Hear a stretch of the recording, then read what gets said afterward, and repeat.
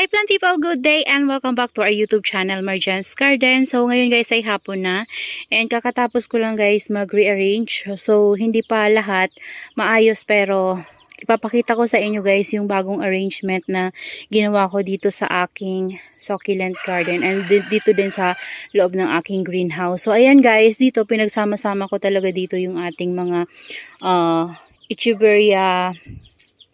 Echeveria Monroe, yung ating Ariel, ayan, nandoon. Yan sa mga nakahang natin. So, pinagsama-sama ko yung magkakamukha nating Echeveria. So, si Echeveria Monroe, Ariel, and si Lawi din si Yana. And dito naman banda guys, dito banda yung ating Tiny Burger. And ayan po yung look ng ating garden dito sa labas. So, dito naman guys, tuwang-tuwa ako kasi, alam nyo ba guys, yung ating variegated, sino ba to? Si variegated Luella. Ayan na guys, so tingnan nyo, nagpipink-pink yung kanyang tips. Ayan, so yan, ay baby na lang yan guys nito. Tapos tinanggal ko, nilagay ko dyan. Tapos itong maliit na to. Tapos yun. Yan. Kasi alam nyo guys, akala ko mas stem rat to. And yung isa nito, kinat ko dahil nga na ganyan siya. And ang nangyari sa kanya, lumiit siya kasi nasave ko yung top. Pero yung kinuhanan ko ng cutting sa kanya, hindi siya nasave. So namatay siya. So ito, hindi ko na lang siya kinat. So hinayaan ko na lang siya. So ang nangyari, nag-baby siya ng marami and nagtuloy siya sa guys, oh. Ayan, oh. Ang ganda ng kanyang variegation dito banda. Ayan. So, busy tayo ngayon guys dahil marami tayong ginagawa. Tapos, kapag nang ginagawa ko, nandito ako sa garden at nag-aayos-ayos ako, naglilinis. At dahil sa dami nila guys, ang dami nating tinatanggalan ng dry leaves. So, ayan po yung ating ayos dito. Dito banda pinagsama-sama ko yung ating mga Purple Delight and yung ating Super Balm. So, pinagsama-sama ko talaga sila lahat guys. Yung mga pinagkuhanan natin ng cuttings ng ating Purple Delight. So, kinalbo natin yung ating Purple Delight. So, naitanim ko na po yung ating mga cutting. So, dito ko sila tinanim. So, hindi na ako nakabili ng pot. Kasi guys, hindi ako makaalis-alis ng bahay. So, umalis man ako, nag-grocery lang. Tapos, hindi na ako nakapunta doon sa, sa bilihan ng pot. Kasi, napakahaba ng pila. Yan, sa grocery pa lang guys, napakahaba na ng pila. Kaya, hindi na ako pumunta doon sa, bilihan ng pot. Ayan, so, ito yung ayos nila guys. Ito, yan yung nilagay ko dito banda. Yan. Para maaliwala silang tingnan. And ayan guys, so diyan nilagay ko yung ating mga leaf propagation ng ating Purple Delight. Tapos yan yung mga cuttings pinagsama-sama ko. Ayan, so dito banda yung jade natin, nilagay ko diyan banda guys. Ayan. And nagulis ako diyan sa loob guys, kaya medyo malinis na diyan. Tapos ito, inayos ko din tong pot na to guys. So diyan ko siya nilagay, yung ating Luella, tsaka ito. Yan, nire-arrange ko sila and nilagyan ko ng mga cuttings natin, dinagdagan ko. And cuttings nating mga succulent. So, halo-halo na sila guys. Ayan, dito ay yung ating, kalimutan ko yung pangalan nito. Ayan, basta ito. Ang ganda nito guys kapag stress. Ayan yung ating stress na form nitong ating succulent na to. Ayan, nakalimutan ko na. And dito naman banda guys, ayan yung ayos natin. And meron na pala ako guys, Rizal, ayan. So kinuhanan ako ng papa ko ng 2 sack na Rizal. Dahil nagpagiling din sila guys ng rice. So ayan, madumi dito banda kasi ako guys, nagre-repat ako. Ayan, winalis ko pa lang yung mga dry leaves dyan banda. So, nandito yung ating mga gamit. Kaya magulo dyan guys. So, dito banda, ayan yung ayos ng ating garden. Dito sa ating cactus area. So, dito banda, pinagsama-sama ko yung ating gymno. Yung ating astro. Ayan siya guys. And nagpa-flower na sila. Ayan, di ba? And dito naman banda guys, super happy ako kasi yung ating Melo orange, and then this one, yung bago natin na Melo, kasamahan ng orange, ay namumulaklak na. Namumulaklak na to guys, so natuyo na yung bulaklak niya. So nung dumating yan sa atin, wala pa yung flower. So ayan o, ang daming nalalaglag na mga bunga-bunga niya. So kakukuha ko lang ng bunga niya na nalaglag. Mayroon na naman guys, ayan. So tinatanim ko lahat ng nakukuha kong mga bunga dyan guys. Nilalagay ko dun sa pot na pinagtataniman ko sa kanya. So, ayan yung ayos ng ating cactus area dito guys. Yan, madilim na ngayon kasi hapon na. Ayan. So, ang ganda nila guys, 'di ba? Yung isa nating Mirio doon ay nagbuds na din, color yellow siya. Ayan. So, ayan na yung ayos ko sa kanila guys. So, dito, nilagay ko na lang dito si Cat's Claw na napakaganda ng tip. So, gusto pala ni Cat's Claw guys sa sobrang init din kasi para lumabas yung kanyang ganda. Ayan o, ganda ng mga tips niya. Dito, nagbablock yung mga tips. And ito, niripat ko to dito kasi yung natatamnan nito guys na clay pot, nilagay ko doon, pinalit ko doon si lawi ko kasi yung lawi ko nakatanim sa isang pot na malaki. Malaki na yun para sa kanya guys. So, naisipan ko na lang na itanim siya sa maliit kasi guys yung leaves ni lawi nagba-black na nagmamashi. So, kaya naisipan ko siyang ilagay na lang siya sa clay pot. So, ngayon dito naman banda guys, ayan, dito banda, ayan yung ayos natin. Binalik ko dito sa taas yung ating mga green pots. And then, dun banda sa dulo yung ating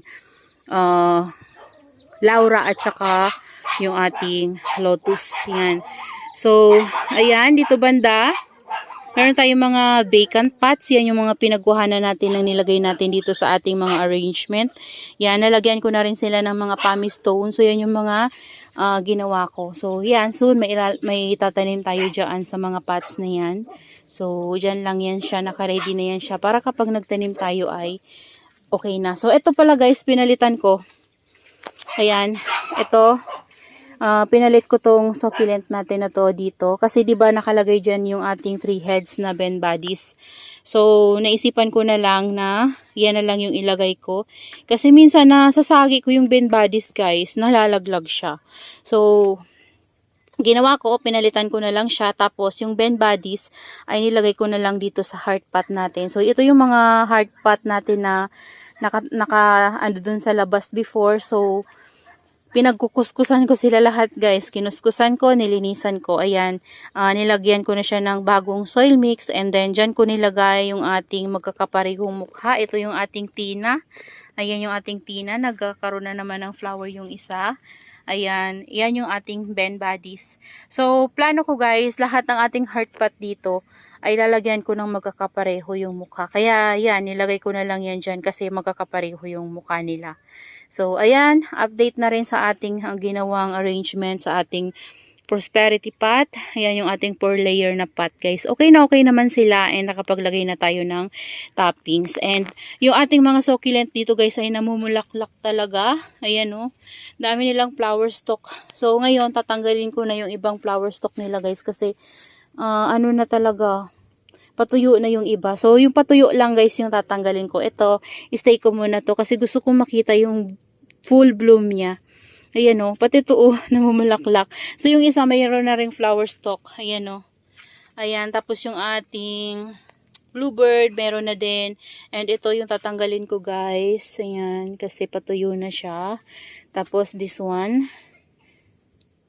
Ito, antayin kong mag-open siya. Ang ganda guys, so, dito banda sa dulo, naging dalawa yung niya, tips niya. Ayan. Ito yung bulaklak to ng ating aloe, oh. Ayan, bulaklak ng aloe. So, ayan guys, yung ayos dito ng ating succulent garden. Ayan. So, hindi pa kagandahan, pero kapag natanong na natin yung mga space dyan, ay gaganda na din yan guys. And dito banda, ayan yung ayos nila guys. Ayan, so malinis na sila kasi nagtanggal tayo ng dry leaves and naglagay tayo ng toppings na pumice stone. Ayan yung ating mga purple delight. Ayan, ang stress guys ng iba nating mga succulents kagaya ng purple delight, talagang nagpo-purple sila. So, kalbo yung ating mga kinuhanan ng cuttings, yung ating mga mother plant kasi wala pa silang tumutubong baby. So, bago lang kasi natin yan kinatan. So, yung ating mga super balm naman guys ay super ganda na. Ayan o. So, dyan, inusog ko sila dyan. Hindi naman sila dyan, guys, mababasa. Yan, kapag sobrang lakas lang ng ulan, saka sila dyan mababasa. So, ito, nilagay ko na dyan yung ating mga curly leaves ng ating malalaking succulents. Ayan, dyan ko sila nilagay. Tapos, dito banda naman, guys, paabante dito, nandito yung ating mga carunculated succulents. Ayan, yung ating Itna, New Heights. Ayan. Diyan ko sila nilagay. Kasi dito banda guys, kapag morning ay talagang natatamaan sila ng morning sun. And afternoon din, kapag naglagay tayo ng net, dito banda naiinitan sila. So, kaya dito ko na lang sila nilagay. Yan, para mapanatili natin yung ganda ng kanilang bumps, yung kanilang mga carunculated leaves. Ayan sila guys. So, hindi ko na sa inyo guys maisa-isa yung mga carunculated succulents natin. So, pero update sa kanila guys, gumanda sila. Mas gumanda sila ngayon. Yung ating nabili kay Ma'am Jeneline Nasaraw na berserk ay nagkaroon na din guys ng bumps. Ayan siya. So, niripat ko siya dyan sa dati nating bumps na berserk. Ayan yung ating bumps na berserk. Ayan, lumiit siya, tapos naging variegated, tapos nagkaroon ng baby. Ayan, hindi ko na siya guys tinanggal. Tinabi ko lang siya dyan. Ayan, para makalas tayo ng space. Ayan, yung ating mga succulents dito. So, ayan, dun ba na guys, so dyan ko nilagay yung ating ibang mga madiba. So, yan guys, yung ayos ng ating mga succulents. So, yung dito naman sa top guys, ay hindi ko naman sila ginalaw. Ganun pa rin yung ating mga nasa top na succulents. And dito naman guys, dito yung ating mga Solomon and then yung ating Crispate Beauty. Ayan guys, yung maliliit natin to na Crispate Beauty. Lumalaki na sila guys. Ito yung 2 heads na nabili ko kay Ma'am Chelsea Ambrose. Ayan guys, so pinag-separate ko siya para mas lumaki at mas maganda yung tubo ng leaves niya. Super liit pa nito before guys kasi 2 heads siya. So token size siya. So ngayon guys, lumalaki na sila. And pink-pink yung kanyang mga leaves. Ayan, ito naman guys, so, ang ganda nito. Ito yung ating Blue Opalina. Yan yung ating Blue Opalina guys. Ang ganda guys ng ating Blue Opalina. Tapos ginawa ko, nagpropagate ako sa kanya ng mga leaves. Kaya marami yan dyang mga baby sa ilalim. And dito naman, ayan, marami ng dry yung ating Cupid. Ayan. So, yan sila guys. Yun yung ating mga burrito. Yan. Tapos dito yung mga propagation ko na nilagay ko guys. Hindi na ako naglagay ng topping sa kanila kasi sayang naman yung pumice stone. Tapos tatanggalin ulit natin sila, 'di ba? So mas maganda kapag nagtanim tayo yung ano na talaga kapag sa separate pot na sila. Para kapag ginalaw natin, ayan, mahal kasi guys ng shipping kapag nagbili tayo ng pumice stone na mabigat kasi. So ang layo namin kaya hindi ko na to nilagyan yung aking mga propagation. Ayan, so hayaan ko na lang sila ganyan guys. Ayan, dito banda, kinuha ko yung tanim dyan. Kasi di ba nakaraan tinanim ko dyan yung ating mga cuttings ng suyon. So ngayon tinanggal ko. And ito, nilagyan ko na to guys ng toppings. Ang nilagay ko guys na toppings ay lava rock na red yan. Yung lava rock natin kasi mas maganda siyang tingnan compare sa pumice stone. Kasi white na yung natin, yung shell. So, ayan. Nilagay ko yung red na lava rock para mas maganda siyang tingnan. So, ayan guys, ngayon tatanggalin ko na itong ating flower stalk. Ayan. Tanggalin na natin to guys kasi na siya, tuyo na siya. So, before ayaw ko nagpapatagal ng flower stalk sa ating mga succulents. Pero ngayon, na-enjoy ko guys yung bulaklak nila. Yan, gusto ko munang enjoyin yung bulaklak nila at bago ko sila ikat. So, dito naman banda, nandito yung ating flower ng Monroe. Ayan guys. So, patuyo na rin guys. Ayan. Patuyo na rin kaya tatanggalin ko na rin ito. So, meron pa siya mga bagong bubuka. Ayan, kaso lang gusto ko na siyang tanggalin. Ayan. Hindi na ako nagagandahan sa kanya. Ayan, ikakat ko lang siya dyan. Ayan, tapos ayan siya. So, yan na lang guys muna yung mga tatanggalin natin na flower stalk. Ayan, so yan, stay ko muna sila dyan guys. At gusto ko munang makita yung mga flower nila at gusto kong ma-enjoy yung flower nila. Yan. Ito pala guys, so yung sinasabi ko sa inyo, mamaya yan, bukas na din yan. Yan yung ating Mirio, namumulaklak na siya. Color yellow din. So, kakaiba din pala guys yung niya. May matalim siya dito banda. Para siyang mga tinik-tinik yung ganito niya. Ayan matalim-talim siya. Ayan, mamaya aabangan ko yan guys kapag hindi pa ako nakatulog. So ayan guys yung itsura ng ating succulent garden dito guys. Yan yung bago nating arrangement.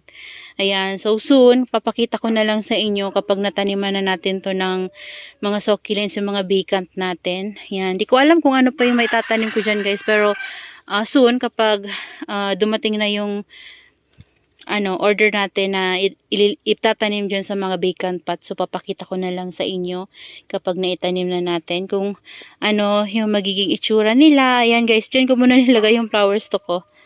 Ayan.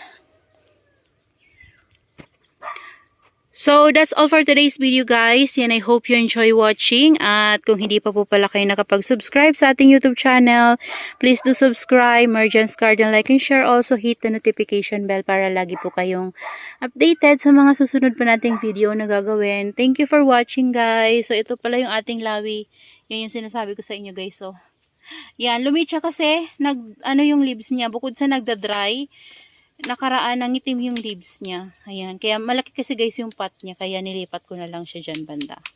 So yun lang guys. Maraming salamat. Ayan. Bye bye.